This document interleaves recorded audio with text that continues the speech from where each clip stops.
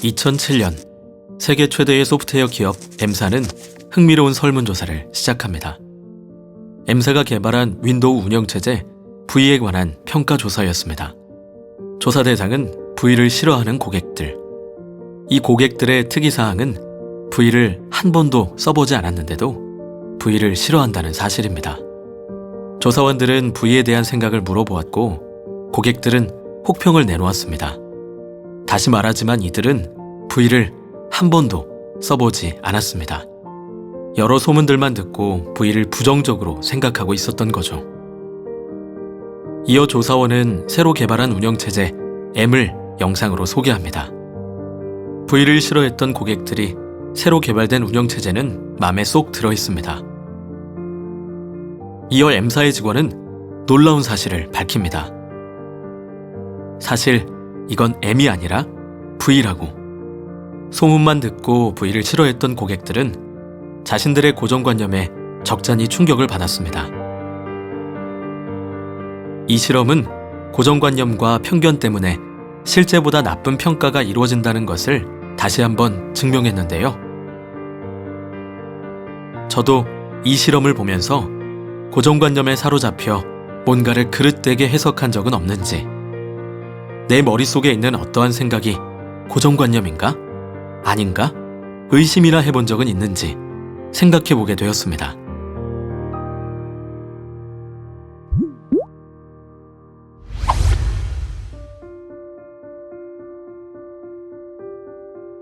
현재 내 마음속에 나쁘게 평가하고 있는 그 무언가가 있다면, 또는 이것만이 절대적으로 옳다는 굳은 신념이 있다면 혹시 나의 고정관념 때문인가? 라고 질문해 볼 필요가 있습니다. 고정관념에 지배를 당하게 되면 정말 좋은 제품을 놓쳐버리거나 이보다 더 소중한 것을 잃어버릴 수도 있기 때문입니다. 지금 잠깐 내 생각을 지배하는 고정관념에는 무엇이 있는지 생각해 봐도 좋습니다. 또한 정보교류가 활발한 현대사회는 잘못된 고정관념이 더 빨리 전파되기 쉬운데요. 반대로 정보매체나 기술이 발달하지 않았던 옛날에는 정보의 정확성을 확인하기가 어려워 고정관념이 사실인 것처럼 고착화되기 쉬웠습니다. 그렇기에 수십 세기 전부터 자리 잡은 고정관념은 더욱 깨기가 어렵겠죠. 그중 하나가 하나님에 대한 고정된 생각입니다. 옛날부터 사람들은 하나님을 아버지라고 부르는데요. 당신은 이에 대해 의심해 본 적이 있나요? 사실 저는 모든 사람이 일반적으로 생각하듯 하나님은 당연 아버지 하나님이라고 생각했습니다. 이 또한 고정관념일 수 있다는 생각을 전혀 하지 않았습니다.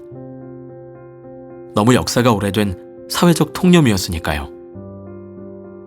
그래서 저는 고정관념인지 아닌지 판단해 보기로 했습니다. 판단의 근거를 뭘로 삼아야 할지 전문가들의 의견을 찾아보았는데 한 책의 저자는 이에 대해 거꾸로 생각하고 상식에서 벗어나라고 말합니다. 다른 책의 저자는 더 명료한 단어로 말합니다. 고정관념에서 벗어나려면 의심하고 질문하고 관찰하라. 예를 들어 무가당 제품은 무설탕이라는 일반적인 생각에 대해 무가당 제품은 설탕이 전혀 들어있지 않는 걸까? 라고 의심하고 질문하고 무엇이 사실인지 확인해 보는 것입니다. 이 같은 기준에 근거하여 당연하다고 생각하는 것에 먼저 질문들을 던졌습니다. 하나님을 가리켜 왜 아버지 하나님이라고 하는 건가? 남성이 더 우월하다는 사상 때문에 아버지로 정의한 것인가? 반대로 여성 우월주의였다면 어머니 하나님이라고 했을까? 여러 가지 관점으로 의심하고 질문하다 이어 전문가의 의견대로 분석과 관찰, 확인 조사에 들어갔습니다. 먼저 아버지라는 단어에 초점을 맞춰보니 이 단어의 뜻 속엔 자녀와 아내를 가진 자라는 의미가 내포되어 있었습니다. 남자라고 해서 다 아버지라고 부르진 않으니까요. 그러다 한 자료를 통해 결정적인 힌트를 얻게 되었습니다. 하나님은 우리의 형상을 따라 우리의 모양대로 우리가 사람을 만들자고 말한다. 이 대목은 오랫동안 성서를 해석하는 사람들에게 수수께끼가 되어왔다. 흔히 알고 있는 아버지 하나님은 한 분, 단수형인데 창세기 1장에선 하나님 자신을 가리켜 왜 우리라는 복수형을 사용했을까? 라는 의문이었습니다. 저와 같이 고정관념일 수도 있는 것에 질문을 던지는 듯 했습니다. 그런데 더 알아보니 원어로는 엘로힘인 단어가 창세기 1장 말고도 구약 성경에 약 2,500회나 기록되어 있었습니다. 전혀 생각지 못했던 결과에 또 다른 질문들이 생겼습니다. 하나님이 한 분이 아니라 여러 명이란 말인가? 10명? 아님 수백 명? 우리가 생각지도 못하는 숫자인가? 그런데 창세기 1장 26절에 이어 27절에 바로 답이 있었습니다.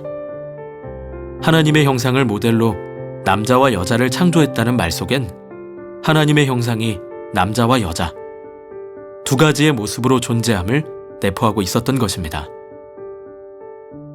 먼저 한 가지는 알게 되었습니다. 마태복음 6장 9절에서 왜 하나님을 하늘 아버지라고 부르는지 바로 남성적인 형상을 가진 하나님을 가리킨 것이었습니다. 사실 제일 궁금한 건 여성적인 형상을 가진 하나님이었습니다. 저는 아무 의심 없이 당연 아버지 하나님밖에 없다고 생각했던 사람이니까요. 그런데 한편으론 이 같은 생각이 고정관념이었다는 게 밝혀지면 어떻게 받아들여야 하는 건지 걱정이 되기도 했습니다. 이때 작가 줄리아 갈레프의 강의 내용 중 하나가 떠올랐습니다. 우리의 믿음과 다른 정보를 마주했을 때 방어보다는 호기심을 느낄 줄 알아야 한다는 말이었습니다. 과연 내가 어떤 반응을 보일지는 예상할 수 없었으나 무엇이 진실인지 사실 확인만큼은 분명히 하기로 했습니다. 그리고 갈라디아서 4장 26절 진실을 맞닥뜨렸습니다. 성경엔 또렷이 오직 위, 즉 하늘에 우리 어머니가 있다고 기록되어 있었습니다. 하늘 아버지뿐 아니라 하늘 어머니도 있다는 결론에 왜 하나님을 가리켜 우리라고 했는지 그 수수께끼가 풀렸다고 생각했습니다. 그와 동시에 제 생각이 고정관념이었다는 게 밝혀지는 순간 작가 줄리아 갈레프의 뼈있는 질문이 떠올랐습니다. 여러분은 자신의 믿음을 지키길 원합니까? 아니면 정확히 세상을 보기를 원합니까?